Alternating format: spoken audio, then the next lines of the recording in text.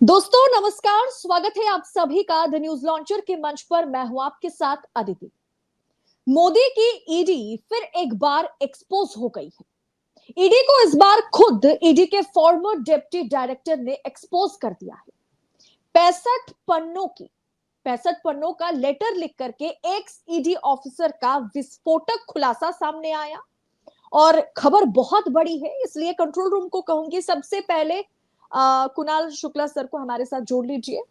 बहुत ही वरिष्ठ RTI activist है और बेबाकी से अपनी बात को हमेशा सोशल मीडिया पर सामने रखते हैं। सर, स्वागत है आपका न्यूज लॉन्चर के मंच पर हमारे बहुत साथ बहुत जुड़ने के। धन्यवाद। आप सभी को मेरा नमस्कार और आपके चैनल को भी नमस्कार। जी सर, जी सर, बहुत बहुत धन्यवाद आपका। सर, खबर बहुत बड़ी है क्योंकि ईडी के farmer deputy director Niranjan Singh ने वित्त मंत्री निर्मला सीतारमण को 65 पन्नों का लेटर लिखा और उन्होंने यह आरोप लगाया कि बहुत सारे हाई प्रोफाइल केसेस हैं और हाई प्रोफाइल मामलों में ऊपर से एक तरीके से दबाव बनता है, दबाव दिया जाता है कि हम इस केसेस को बंद कर दें, इस पर ज्यादा कार्रवाई ना करें। क्या हमारी जांच एजेंसियों में इसी तरीके से काम होती है? देखिए, लग तो यही रहा है कि जांच एजेंसियों में इसी तरीके से काम होता है। अगर मैं बात करूं वेस्ट बंगाल की, असम की, महाराष्ट्र की, वहां से तमाम वो विपक्ष के नेता जो कभी ईडी के रडार पे थे, ईडी के टारगेट पे थे और प्रधानमंत्री खुले मंच से उन्हें भ्रष्टाचारी कहा करते थे।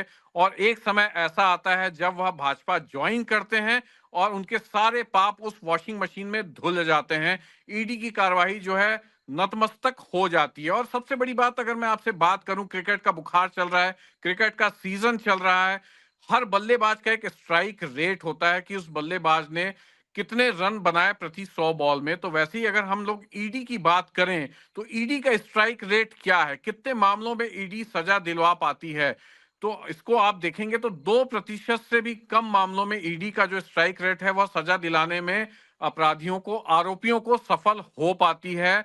और आरोपी या अपराधी जो है वो बच निकलते हैं। तो ये एक प्रकार से सरकार को सोचना पड़ेगा कि क्या यह सरकारी मशीनरी का वह दुरुपयोग कर रही है। मैं खास तौर से विपक्ष की बात करूंगा, मैं विपक्ष के नेताओं की बात करूंगा। उनके ऊपर तमाम तरीके के आरोप लगते हैं और वह अगर बरी हो जाते हैं तो ये हमारी शासकीय मशीनरी की कार्य प्रणाली पर एक बहुत बड़ा प्रश्न चिन्ह है। सीबीआई के दुरुपयोग की बात मोदी जी करा करते थे, अगर आप याद करें 2014 के हम्म। पहले। और जो ईडी के दुरुपयोग की बात मोदी जी करा करते थे और जिन चिदम्बरम साहब ने जिस ईडी को बनाया, और आज मोदी जी ईडी को और सीबीआई के दुरुपयोग की बातें नहीं करके इनका अगर दुरुपयोग कर रहे हैं, विपक्ष को लग रहा है और एक जो मतदाता है, जो जनता है, उनके एक बड़े तबके को लग रहा है कि शासकीय मशीनरी का दुरुपयोग अपने विरोधियों को ठिकाना लगाने में किया जा रहा है। तो यह निश्चित रूप से दुखद है, निंदनीय है और इसकी कड़ी भर्त्सना की जानी चाहिए। सर, इसमें बेसिकली आरोप लगाया गया कि वो खुद पूर्व डिप्टी डायरेक्टर रहे निरंजन। उन्होंने ये आरोप लगाया बकायदा चिट्ठी लिखते हुए निर्मला सीतारमण को कि बहुत ऐसे केसेस रहे, हाई प्रोफाइल केसेस रहे, जहां मैं इन्वेस्टिगेट करना चाह रहा था, लेकिन मेरे ऊपर दबाव बना करके मेरे ऊपर के जो ऑफिसर्स है, बड़े ऑफिसर्स हैं, शायद डायरेक्टर को ही उन्होंने एक तरीके से लिया अपने आरे हाथों में और लेते हुए यही कहा कि आरोप लगाया, उन्होंने आरोप लगाया, बार बार कह रही हूं, उन्होंने आरोप लगाया कि मुझे काम करने नहीं दिया गया, मुझे इन्वेस्टिगेट करने नहीं दिया गया। तो आरोप तो उनका यह उनके। है कि जी। बड़ी मछलियों को बचा लिया गया और छोटी मछलियां बिल्कुल। फांस ली गई। बिल्कुल। उन्होंने उन्होंने उस पत्र में लिखा है, 65 पन्नों का जो हम्म। पत्र लिखा है उसमें उन्होंने एक बार यह सर, बात एक बार साफ लिखी कंट्रोल। है। जी। कंट्रोल रूम, एक बार वो खबर चला दीजिए दर्शकों के लिए। वो खबर, क्योंकि सभी मीडिया ने इसे कवर भी नहीं किया, एक बार वो खबर चला दीजिए जरा। जी। खबर यही थी कि my seniors tried to save big fishes, retired ED official writes to FM. Finance minister को उन्होंने यही लिखा कि बड़ी मछलियों को ना पकड़ने के लिए दबाव बनाया गया है। जी सर, आप बात रखिए, कंप्लीट कीजिए। देखिए, वेस्ट बंगाल में तो शारदा चिट फंड का मामला था। शारदा चिट फंड का जो प्रमुख आरोपी था वह जब भाजपा ज्वाइन कर लेता है तो उनको जो है क्लीन चिट दे दी जाती है। और मैं नाम हम्म। लेके बोलना चाहूंगा और बहुत जिम्मेदारी से नाम लेना चाहूंगा मैं अजीत पवार का। अजीत पवार के ऊपर भ्रष्टाचार के तमाम मामले थे। प्रधानमंत्री मंच से उनको भ्रष्टाचारी कहा करते थे। जब अजीत पवार मोदी जी से गले मिल लेते हैं तो सारे भ्रष्टाचार उनके धुल जाते हैं, सारे भ्रष्टाचार के आरोप जो है ईडी उनको वापस ले लेती है, और हाल ही में जो उनकी संपत्तियां अटैच की गई थी उनको भी ईडी रिलीज कर देती है। तो देखिए ये साफ तौर से दिख रहा है, यह समझ आ रहा है हम सभी को कि ईडी का दुरुपयोग किया जा रहा है अपने विपक्षियों को ठिकाने लगाने में। और खास तौर से ईडी का काम जो है अब सरकारें बनाने के लिए भी हो गया। मैं हर बार ये बड़े मजाक में कहता हूं और आज भी कहूंगा कि ईडी और सीबीआई और इलेक्शन चुनाव आयोग को अब आधिकारिक रूप से भाजपा की सदस्यता ग्रहण कर लेना चाहिए। ये एक भाजपा के सहयोगी राजनीतिक दल हैं। मैं हर बार ये एक सटायर करता हूं, बड़े मजाक में लोगों हम्म। को कहता हूं और आज भी कह रहा हूं कि इनको भाजपा की सदस्यता जिम्मेदारी से ग्रहण कर लेना चाहिए। जी सर, जैसे आपने स्ट्राइक रेट की बात करी, खबर यह भी है बकायदा कि खुद सदन के पटल पर सरकार ने इस आंकड़े को जारी किया था कि लगभग 5,200 केसेस जो पीएमएलए के अंडर रजिस्टर है, जिस पर ईडी काम कर रही है या काम कर रही थी, उसमें से महज पिछले 10 सालों में देखिए, out of 5,000 PMLA cases, prevention of money laundering act cases, only 40 conviction, यानी 10 सालों में 5,000 से अधिक केसों में सिर्फ दोषी 40 लोगों को ईडी बना पाई है। और आए दिन सुप्रीम कोर्ट फटकार लगाता है ईडी को कि सही से काम करो, फोकस करो, एविडेंस लेके आओ।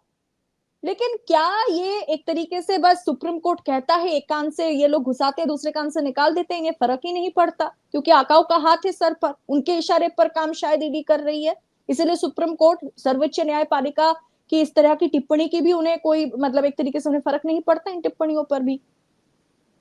अब दिख तो यही रहा है। देखिए सुप्रीम कोर्ट ने इनको कई बार बड़ी बेदर्दी से लताड़ लगाई है, कई बार बड़ी बेदर्दी से इनको डांटा है, फटकार लगाई है, उसके बाद भी इनके कानों में जू नहीं रेक रही है। आप देखेंगे कि तमाम ऐसे लोग जो बेगुनाह थे, जिनके ऊपर कोई भी प्रकार के आरोप नहीं थे, उनको प्रताड़ित किया जाता है। ताजा मामला मैं इंदौर में दूंगा। अगर इंदौर में एक दंपत्ति को सिर्फ इसलिए प्रताड़ित किया जाता है ईडी के द्वारा क्योंकि उस दंपत्ति ने राहुल गांधी को उनके बच्चों ने गुल्लक भेंट की थी, अगर आप याद करें तो इस मामले की भी हम्म। चर्चा जो बड़े मीडिया हाउस है उन्होंने कहीं नहीं की।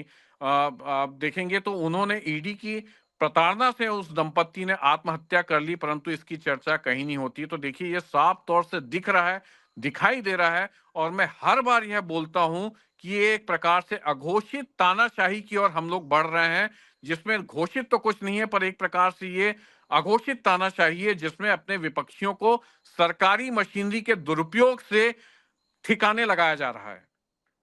जी सर, आपका अनुभव बहुत ज्यादा रहा क्या? पुराने मुख्य प्रधानमंत्री की बात की जाए, मनमोहन सरकार की बात की जाए या अटल बिहारी की सरकार की बात की जाए, क्या उस समय इस तरीके से वाकई दुरुपयोग किया जाता था जांच एजेंसियों का? देखिए मैं तो साफ साफ या सरकारों से, हाल ही के समय में बहुत ज्यादा है? देखिए हाल ही के समय में तो ये बहुत ज्यादा दिखाई दे ही रहा है। और आपने जो आंकड़े अभी अभी दर्शकों को बताया, जो लोकसभा में रखे गए और ये सदन में रखे गए आंकड़े हैं कि ईडी ने कितने मामले जो है दर्ज किए और कितने मामलों में वह सजा दिला पाती है, तो ये साफ तौर पे दिखाई दे रहा है कि ईडी का दुरुपयोग किया जा रहा है। ये देखिए आपको समझना होगा और ये आपको बड़ी बेबाकी से बोलना होगा। सीबीआई का दुरुपयोग किया जा रहा है, इनकम टैक्स विभाग का दुरुपयोग किया जा रहा है, ये दिख रहा है, ये समझ आ रहा है। और ये इसको लोकतंत्र में हम लोगों को ये बात बोलना पड़ेगा। और रही बात, मैं देखिए आरटीआई लगाता हूं, मैं सरकारों से हम्म। सवाल पूछता हूं, मैंने इस पीएमओ से भी सवाल पूछे हैं, मैंने मनमोहन सिंह के पीएमओ से भी सवाल पूछे हैं। मनमोहन सिंह के पीएमओ में तो जवाब मिल जाया करता था, परंतु इस पीएमओ में कोई जवाब नहीं मिलता है, आरटीआई से कोई दस्तावेज प्राप्त नहीं होते हैं। तो एक प्रकार से जो एक नागरिक का अधिकार था, नागरिक को सरकारों से सवाल पूछने का जो अधिकार था, एक नागरिक को सूचना के अधिकार के तहत सांसद विधायक की तरह का असीम ताकत दे के रखी थी सरकार ने, उस ये पीएमओ ने, ये सरकार ने उसे भी। सर, क्या आपको लगता है कि धीरे धीरे अब राइट टू इंफॉर्मेशन को भी खत्म कर दिया जाएगा? हमने पीएम केयर फंड के मामले में देखा, पूरी तरीके से एक फेक गवर्नमेंट वेबसाइट बनाया गया, बाद में जब सवाल पूछा गया तब ये कहा गया ये तो प्राइवेट फंड है, ये आरटीआई के अधीन है ही नहीं। ऐसे तमाम मामलों में हम देखा है हम लोगों ने कि अब आरटीआई के दायरे से बहुत सारी चीजों को बाहर रख दिया जाता है। अब धीरे धीरे राइट टू इन्फॉर्मेशन भी खत्म हो जाएगा क्या?